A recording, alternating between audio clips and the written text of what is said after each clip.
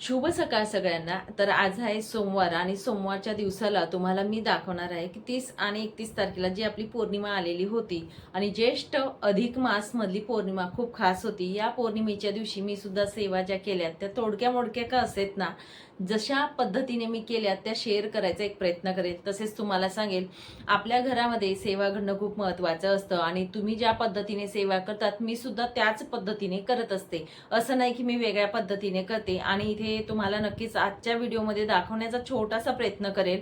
माझ्याजवळ फोन धरायला कुणीही नसतं, पण नक्की जेवढं मला करता आलं, व्हिडिओ जेवढा बनवता आला तेवढा बनवलेला आहे. आणि शेवटी बघा, सेवा खूप महत्त्वाच्या असतात. मला तरी असं वाटतं व्हिडिओ करण्यापेक्षा दाखवण्यापेक्षा ते आपलं लक्ष असणं सेवेकडे खूप महत्त्वाचं असतं. आणि मिस्टरांनी घेतलेलं आहे, त्यांना यातलं काही ज्ञान नाही किंवा त्यांना आवडत नाही, पण मी सांगितलं म्हणून थोडं त्यांनी क्लिप जी होती ती थोडी घेतली. बाकी जेवढं मला करता आलं ती मी सेवा माझ्या परीने केलेली आहे. तुम्ही देखील या सेवा केलेल्या असतील असं मला वाटतं आणि मला तरी वाटलं की आपण जर सेवा करत असतो थोडं तुम्हाला दाखवायचं इथे प्रयत्न करेल. बऱ्याच लोकांना वाटत असतं ताई आपल्याला सांगत असते, पण ताई पण ह्या सेवा करते की दुसऱ्या करते असं वाटतं आणि म्हणूनच थोडंसं दाखवेल. नक्कीच तुम्ही जर सेवा करत नसता तर या सेवा आपल्या घरात दर पौर्णिमेला करा आणि स्वतः अनुभव घ्या. आपल्या घरामध्ये प्रसन्न असं वातावरण राहत असतं. तर आपण आता शनिवार आणि रविवार या 2 दिवसाच्या ज्या सेवा आहेत त्या बघूयात. चला मग. तर हा दिवस होता 30 तारखेचा, म्हणजेच शनिवारी. 30 आणि 31 2 दिवस पौर्णिमा होत्या आणि शनिवारी 12 वाजता पौर्णिमा लागणार होती, म्हणजेच 11:58 तर मी सकाळी शनिवारच्या दिवशी सगळे देवी देवतांचा अभिषेक वगैरे करून घेतला. कुलदेवीचा अभिषेक केला, बाळकृष्णांचा अभिषेक केला, त्यानंतर महाराजांचा अभिषेक झाला. सगळी काही देवपूजा माझी आवरून घेतली आणि त्यानंतर मी जे तुम्हाला दाखवत आहे सत्यनारायण भगवानांचा फोटो ठेवलेला. मी नेहमी इथेच पूजा मांडते. आंब्याचे डगळे मिळले नाहीत मला, म्हणून मी नाही लावले आणि या ठिकाणी सत्यनारायण पूजा मी नेहमी मांडत असते. तर नुसता फोटो आणि पाठ ठेवलेला होता. नंतर म्हटलं दुपारी पूजा मांडते. तर घरातील बाकीचे कामं जे होते, जेवण वगैरे बनवून घेतलं, जेवण वगैरे सगळ्यांचे झाले आणि त्यानंतर पूजा मांडेल. आणि आजच्या व्हिडिओमध्ये तुम्हाला जी पूजा होणार आहे ती दाखवणार आहे. तर ही शनिवारची सकाळची माझी पूजा होती. उंबरठ्याला लेपन केलं, मुख्य दरवाजा स्वच्छ पुसून असा त्यावरती हळदी कुंकूने स्वस्तिक काढला, नंतर उंबरठ्याची पूजा वगैरे केली. आणि तुम्हाला सांगेल बघा, आपण जेव्हा ह्या पूजा करत असतो तुम्ही स्वतः अनुभव घ्या, एवढं प्रसन्न असं घर वाटत असतं ना.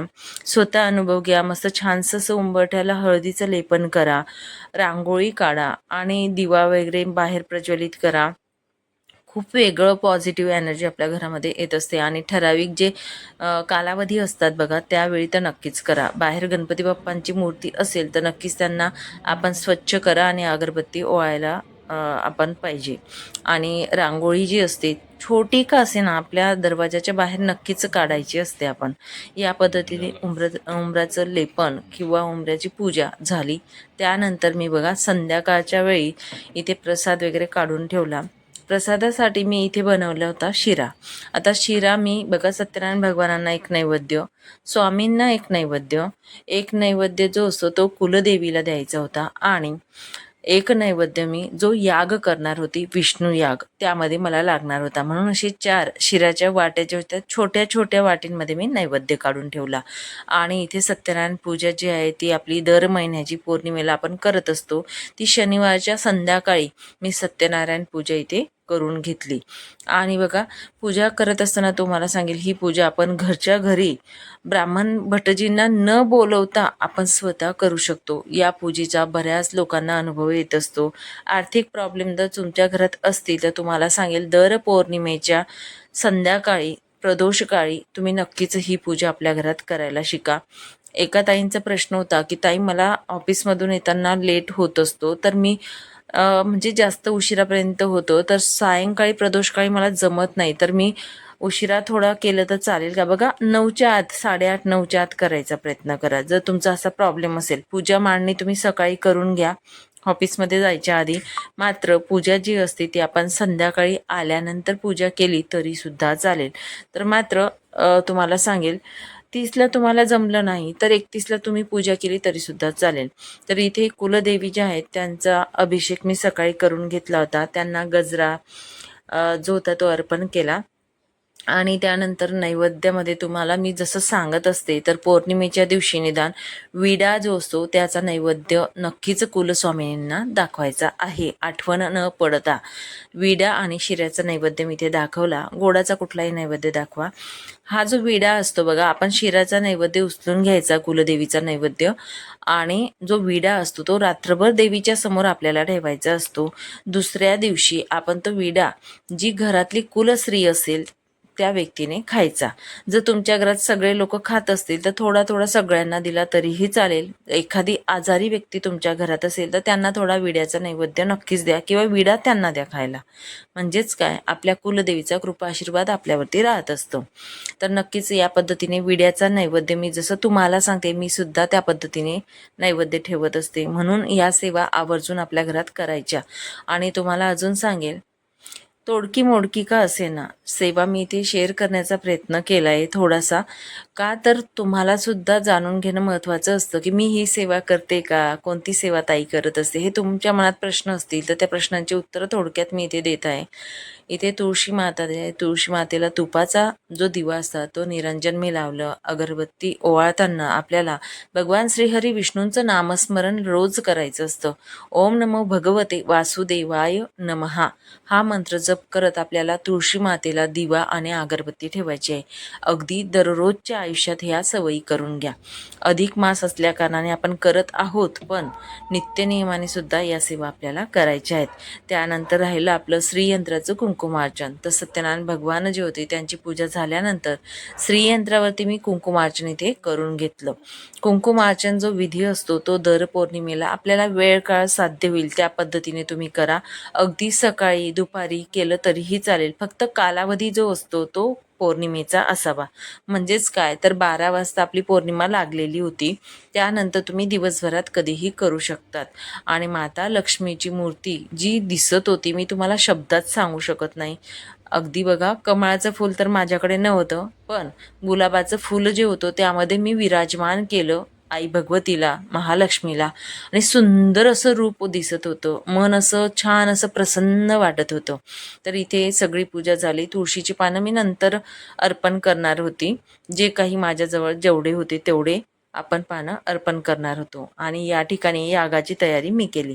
आता सत्यनारायण पूजा माझी जी होती ती 6:30पर्यंत आटपून गेली संध्याकाळी. त्याआधी मी जेवण बनवून ठेवलेलं होतं. 6:30पर्यंत सत्यनारायण भगवानांची पूजा, कुंकुमार्चन झालं.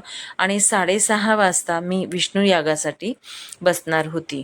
आणि 6:30 वाजता जो आपला दिवा असतो देवघरातील, त्या दिव्यावरून आपल्याला हवन जो असतो म्हणजे याग प्रज्वलित करायचा होता. आणि आपली यागाला सुरुवात केली. बघा, याग जो असतो याचे खूप छानसे असे परिणाम आपल्याला बघायला मिळतात. तुम्हाला शक्य झालं तर नक्कीच सांगेल इथे, दर पौर्णिमेला तुम्ही जर याग केला तर अतिउत्तम ठरत असतो.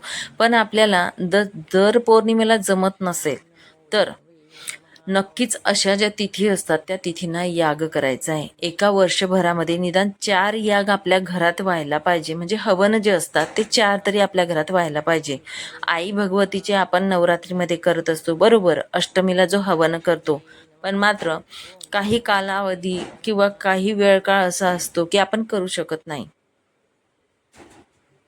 तर नक्कीच आपण जे हे याग असतात हे आपल्या घरात करा. आपल्या घरातील नकारात्मकता ही बाहेर जाते, वादविवाद कमी होतात, आजार पण कमी होत असतं. त्यामुळे नक्कीच याग करा. ओम नमो भगवते वासुदेवाय स्वाहा. ओम नमो भगवते वासुदेवाय स्वाहा. ओम नमो भगवते वासुदेवाय स्वाहा. ओम नमो भगवते वासुदेवाय स्वाहा. ओम नमो भगवते वासुदेवाय स्वाहा.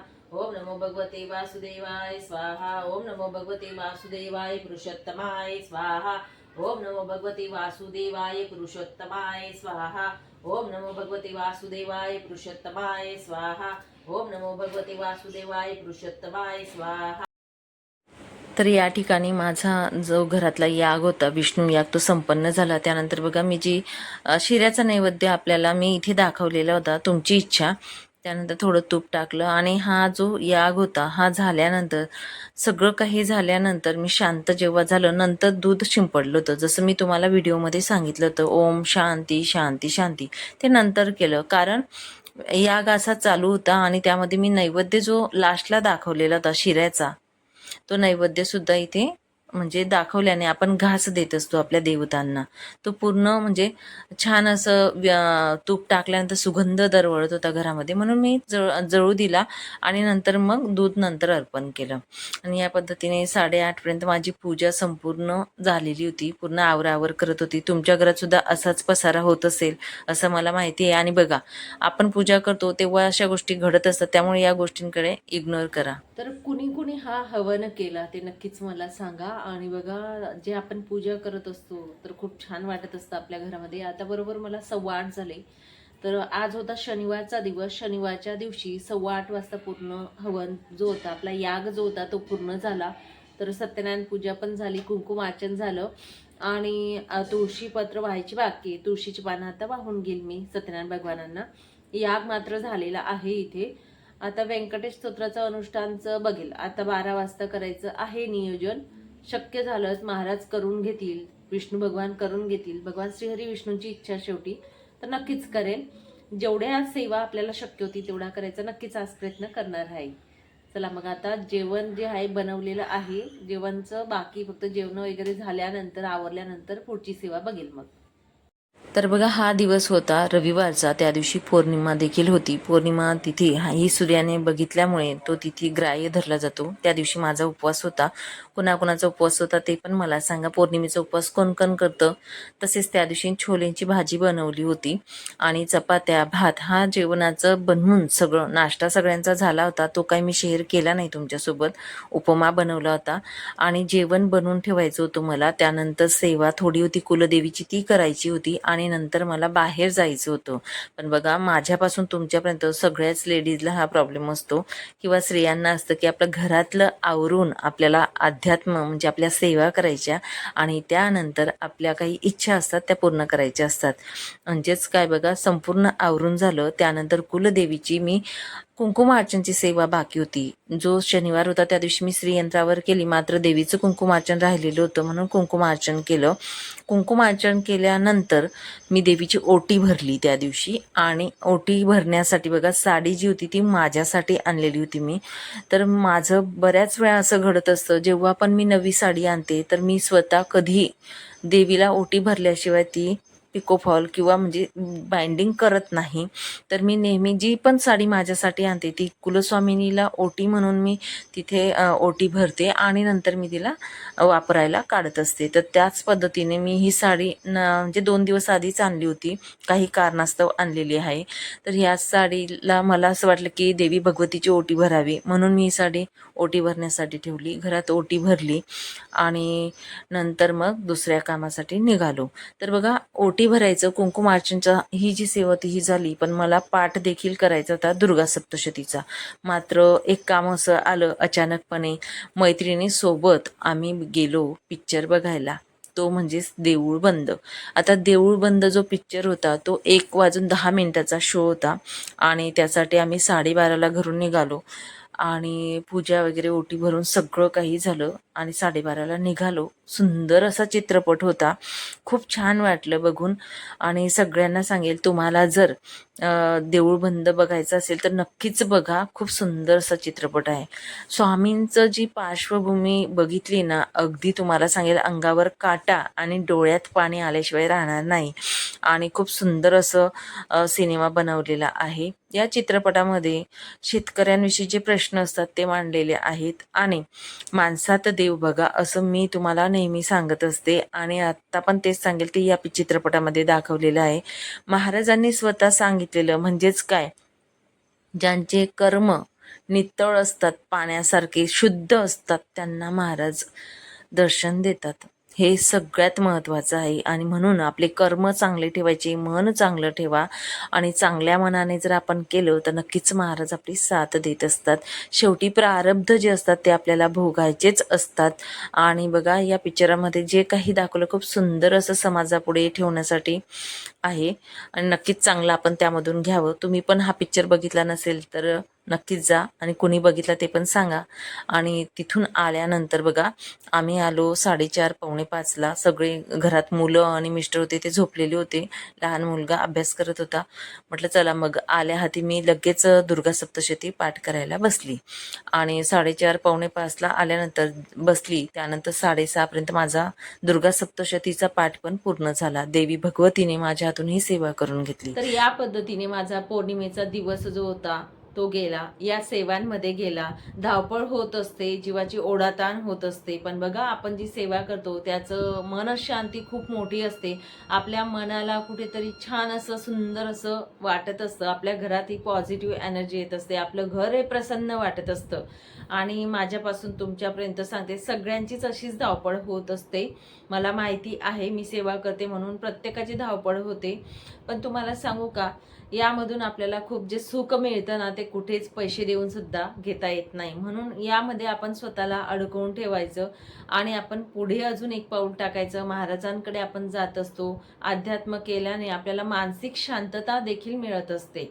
आणि कुठलीही सेवा करत असताना विश्वास असणं खूप महत्त्वाचं असतं. त्यासोबत कर्म आपलं चांगलं ठेवावं, मन आपलं चांगलं ठेवावं. नक्कीच आपल्याला केलेल्या सेवेचे फळ मिळत असते, हे 100% आहे. हे झालेली सेवा जी ती महाराजांच्या चरणी अर्पण करते आणि इथेच थांबते. नंतर अजून भेटेल पुढच्या व्हिडिओमध्ये. श्री स्वामी समर्थ. अवधूत चिंतन. श्री गुरुदेव दत्त.